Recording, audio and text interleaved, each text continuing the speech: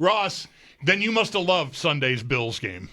if passing is not your favorite thing and you despise the kicking aspect of it, the Bills running for like the same run play 30 times and running for 249 yards in Pittsburgh had to be right up your alley. Well, that was incredible from a Bills perspective, and I thought borderline embarrassing from a Steelers standpoint. Yep. I mean, they're down their two starting offensive tackles. So, they're probably not going to throw it as much. And when they do, it's going to be quick passing, et cetera, et cetera. And yet you let them run all over you like that? I mean, I thought that was bad. I thought that was – it was great for the Bills, great for Bills fans, but really thought – like, you're the Pittsburgh Steelers, for goodness sakes. Act like it. You've got fire Tomlin chants in the crowd. What is your Mike Tomlin take at this point, Ross? It's the same thing every year, isn't it? Different quarterback and different, storylines throughout the year, but Pittsburgh just in the middle, maybe a playoff team again. Is it time for a change there? What do you think will happen?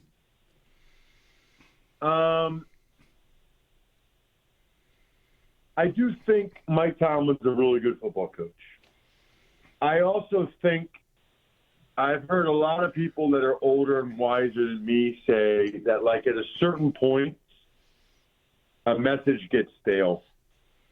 And, you just need a change.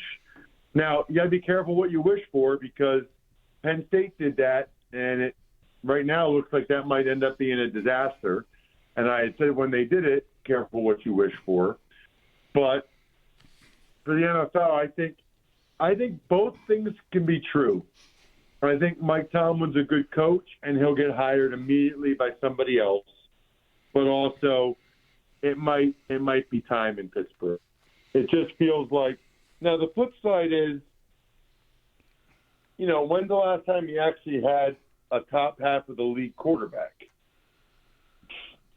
But the flip side to that is, then why are they going all in with Darius Slay and DK Metcalf and, all these trades, Jalen Ramsey and stuff? It's like they have this commitment to try to win a playoff game because they haven't since 2016.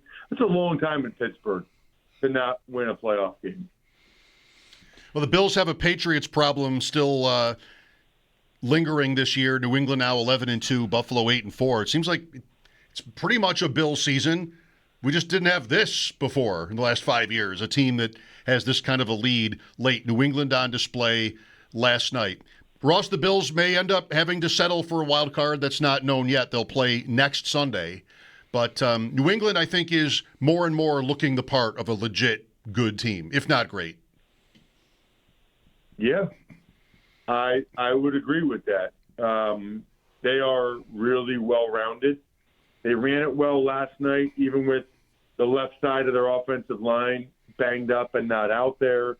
Their physicality on special teams and on Jackson Dart was super impressive. They're good on special teams. Marcus Jones. They're just a good team. That it's really impressive because I did two of their games last year for CBS, or one CBS, one NFL Network, and I thought, you know what? They are the worst offensive line in the league, the worst receiving core in the league. So for them, this quickly to be legitimately one of the best teams in the league and have an MVP quarterback is super impressive. Yeah, for sure. I think you could see, respect variable, expect him to get that right. Like May, see his trajectory and think he's going to be really good. But from 4-13 in back-to-back years, last year, 1 year with Gerard Mayo, one and done. Here comes Vrabel. Could you see the 1 seed and 11-2 through 13 games coming? I definitely did not. No, I think that we talked about this a lot on the Even Money Betting podcast, and I want to say their season win total was either like 8.5 or 9 or 9.5. That's right. I think it might have been 8.5. And I said, listen, they're going to be better. They're going to win more games. But I don't think it's more than 7 or 8. And I certainly think 7 or 8 are more likely than them getting a 9 or 10.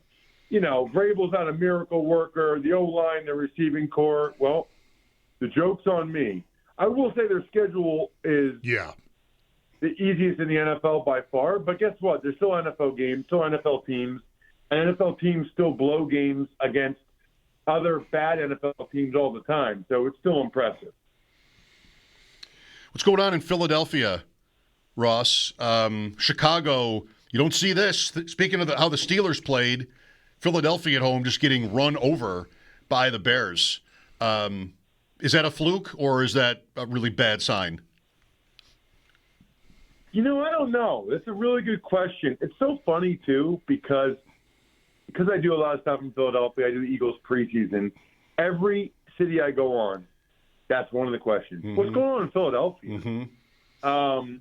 And the answer is they had a good run there for a while. I mean, they won 4 in a row. The defense was lights out against the Lions and the Packers. I mean, these are good football teams.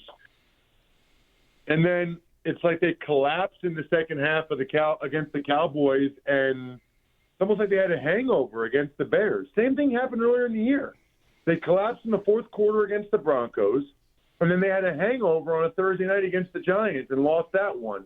It's like history repeating itself, which is weird. And so now we'll see if they can bounce back Monday night. The stunning part of that wasn't the offensive issues. The offense has had issues. It was that the defense got run over like that. Kudos to the Bears' offensive line. Kudos to Ben Johnson schematically, because it seemed like he kind of had an edge and kind of had the Eagles coaching staff and defense in a blender a little bit there. Philadelphia is here week 17. That could be good. We knew it all along. I mean, that's a marquee matchup. A few weeks away. One more thing on them. Like, how much of, like, what – it just seems like there's always drama there. And I know, like, A.J. Brown's in the middle of it largely. Is there does Sirianni – could he be in trouble because of the seeming from out here, the dysfunction that appears to be ever present there? No, I mean, barring some type of epic collapse, no. I mean, they won the Super Bowl last year. I know it's a kind of a nutty question. They won the Super Bowl last year, and he's the winningest coach in the NFL right now. I mean, he's winning it over I just saw this clip earlier. It's kind of it's a crazy stat, but it's like he's winning it over 70%, and Jim Harbaugh is like 68%. They're the only two coaches to be over 68% winning percentage with this many games under their belt, like in NFL history, since Mike Ditka and Joe Gibbs in '88. It's like a crazy stat. Yeah.